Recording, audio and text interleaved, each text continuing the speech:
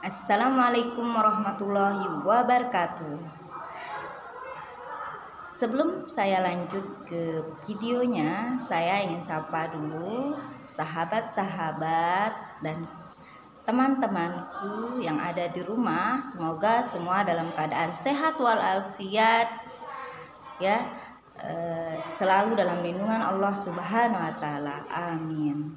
Tidak lupa juga kita ucapkan rasa syukur kita kepada Allah Subhanahu wa taala yang telah memberikan kita umur panjang sehingga sampai detik ini kita masih bisa melakukan rutinitas kita sehari-hari. Dan saya ucapkan kita doakan juga untuk teman-teman yang mungkin pada saat ini sedang diuji oleh Allah Subhanahu wa taala, baik diuji dari segi kesehatan, ya, dalam keadaan sakit, ya, atau dalam istilahnya punya masalah dan lain sebagainya. Semoga semuanya cepat terselesaikan, cepat sembuh, ya. Amin ya robbal alamin. Nah, untuk video kali ini saya akan melanjutkan video-video yang sebelumnya. Jika video sebelumnya kita pernah membahas tentang pengertian pendidikan, ya, tentang jenis-jenis pendidikan. Nah, untuk kali ini saya akan membahas tentang pendidikan informal secara khusus. Nah, pendidikan informal, ya, pendidikan informal adalah pendidikan yang dilakukan secara mandiri di lingkungan keluarga. Nah, pendidikan informal ini pendidikan dilakukan di rumah, di mana yang dilakukan oleh orang tua dan anak atau peserta didik. Nah, ini yang disebut dengan pendidikan informal. Nah, untuk fungsi pendidikan informal yaitu untuk membentuk karakter peserta didik, membentuk karakter, membentuk mental, ya, peserta didik. Nah, ini yang pendidikan fungsi dari pada pendidikan informal. Nah, beberapa tujuan dari pendidikan informal, ya, itu peranan-peranan dari pendidikan informal itu sendiri, ya. Yang pertama adalah orang tua itu sebagai meningkatkan hasil belajar siswa, yaitu di bidang formal dan non formal. Maksudnya seperti ini. Nah, jadi orang tua yang ada di rumah, ya, jadi lingkungan rumah, maksudnya lingkungan keluarga itu bukan hanya sebatas orang tua yaitu ibu dan ayah, tapi mencakup keluarga itu, baik itu neneknya kah atau paman, bibi yang berada di ruang lingkup keluarga. Itu bisa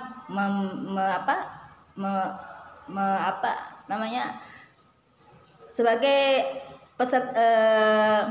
pelaku dari pendidikan informal. Nah, beberapa peranan orang tua, ya, beberapa peranan pendidikan informal. Yang pertama sebagai mendukung hasil belajar siswa belajar di jalur pendidikan formal dan non formal. Maksudnya seperti ini. Nah, orang tua itu dia memiliki peranan untuk meningkatkan minat belajar anak ketika dia belajar di sekolah. Nah, jadi ini peranan dari orang tua atau pendidikan informal. Yang selanjutnya, peranan selanjutnya adalah memberi motivasi kepada anak-anak. Memberi motivasi kepada anak-anak supaya anak-anak itu tetap mau belajar, ya. Selain itu juga peranan orang tua itu mengkontrol, maksudnya di mana anak itu peran orang tua itu, peran pendidikan informal di rumah itu mengkontrol anak ketika mereka berada di rumah. Jadi misalnya ketika anak-anak memiliki tugas dari sekolah, ya, ada pekerjaan rumah misalnya, maka tugas orang tua di rumah itu mengkontrol, ya, mengkontrol apakah anak-anak itu punya pekerjaan rumah, ya, memotivasi supaya anak belajar. Nah, ini tugas atau pendidikan informal. Nah, selanjutnya orang tua itu memfasilitasi, atau ya istilah bahasa biasanya ketika anak-anak butuh fasilitas kayak misalnya buku dan lain sebagainya ya, pulpen, biaya-biaya untuk sekolah kan itu adalah peranan orang tua di sana. Nah, itu yang disebut dengan peranan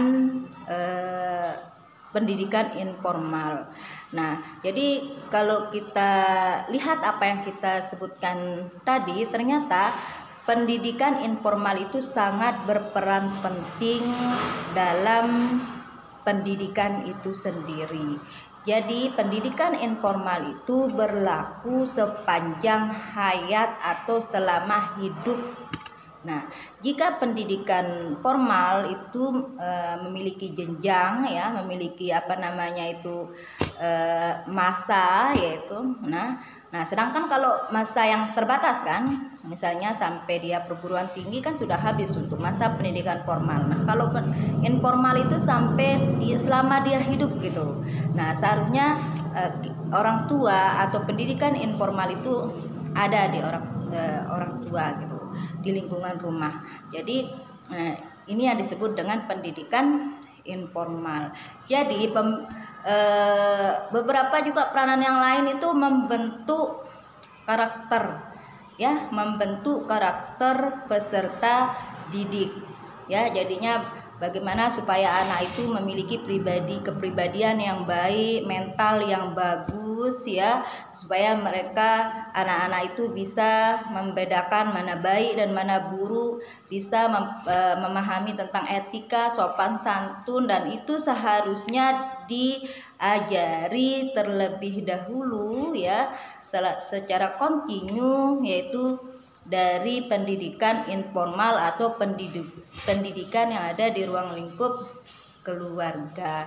Nah, ini jadi orang tua atau pendidikan informal yang dilakukan oleh orang tua atau lingkungan keluarga itu memiliki beberapa peranan ya. Yang pertama adalah membantu meningkatkan hasil belajar anak ya, yang belajar di pendidikan formal dan non formal ya. Yang kedua adalah mengontrol ya. Mengontrol maksudnya di mana anak-anak itu diawasi gitu, di rumah diawasi, dikontrol ya, dikasih jadwal oleh orang tua misalnya ya, bagaimana supaya anak-anak itu tetap bisa belajar dengan baik dan benar. Nah, selanjutnya membantu pertumbuhan anak secara fisik ataupun secara mental, misalnya dengan cara memberi gizi yang baik dan lain sebagainya. Itu saja, itu adalah peranan pendidikan informal atau orang tua ya kan. Nah, selanjutnya adalah membantu anak didik agar lebih mandiri. Nah, ini semuanya dari segi psikologis anak gitu. Nah, jadi seharusnya sudah dibentuk dalam diri keluarga atau pendidikan informal. Nah, dari semua ini ternyata bahwa pendidikan informal itu sangat penting sekali. Peranan orang tua sangat penting sekali di dalam pendidikan anak. Nah, beberapa ciri-ciri pendidikan informal, di mana di pendidikan informal itu tidak ada ujian ya, tidak ada ujian kayak pendidikan formal, tidak semacam itu ya. Tidak ada kurikulum yang jelas ya. Nah, tidak memiliki di mana tidak dibatasi oleh ruang dan waktu. Maksudnya di mana seorang orang tua bisa memberi pembelajaran dimanapun dan saat kapanpun dia berada gitu. Nah, itu orang tua. Jadi harus menjadi contoh yang baik buat anak-anaknya ya. Jadi orang tua itu sebagai pendidikan budi pekerti, memberi etika yang baik, sopan santun sebagai teladan. Jadi orang tua harus memberi contoh-contoh yang baik untuk anak-anaknya ya. Dan orang tua memfasilitasi, orang tua memberi pendidikan yang baik, orang tua, nah, dan hal-hal yang baik lainnya. Jadi inilah yang disebut dengan pendidikan informal. Ternyata pendidikan informal itu sangat penting dalam proses pendidikan. Jadi anak-anak itu tidak bisa hanya sebatas diserahkan kepada pendidikan formal semata dan non formal ya, tanpa adanya ikut serta orang tua atau pendidikan informal yang ada di rumah. Jadi di video ini saya kami sebagai seorang guru di sini dapat kita ambil pembelajaran, ternyata orang tua itu termasuk guru juga ya. Orang tua itu adalah guru bagi anak-anak ketika mereka berada di rumah. Jadi orang tua bisa memberi pembelajaran baik berupa etika, sopan santun sebagai teladan yang baik. Nah, dengan itu maka anak-anak itu akan terbiasa dan terbentuk memiliki kepribadian yang baik. Ketika dia memiliki kepribadian yang baik dari rumah, maka ketika mereka masuk ke jenjang formal, maka itu akan lebih ringan dan lebih enteng gitu ketika dia berada di pendidikan formal. Nah, jadi seperti itu ya.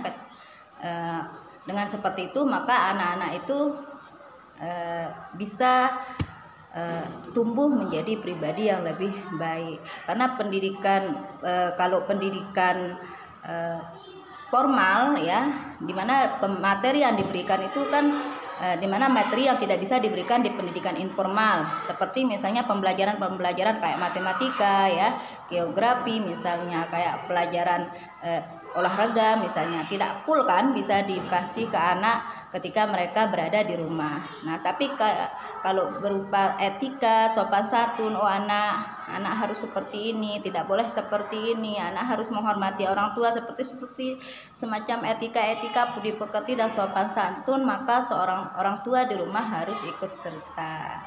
Nah, sehingga maka terbentuklah anak-anak yang memiliki kepribadian yang baik, yang mudah diatur ketika mereka berada di jenjang pendidikan formal, sehingga pendidikan itu bisa berjalan dengan sebagaimana yang kita inginkan. Oke, itulah yang dimaksud dengan pendidikan informal. Sekian ya yang mungkin yang dapat sampaikan. Assalamualaikum warahmatullahi wabarakatuh.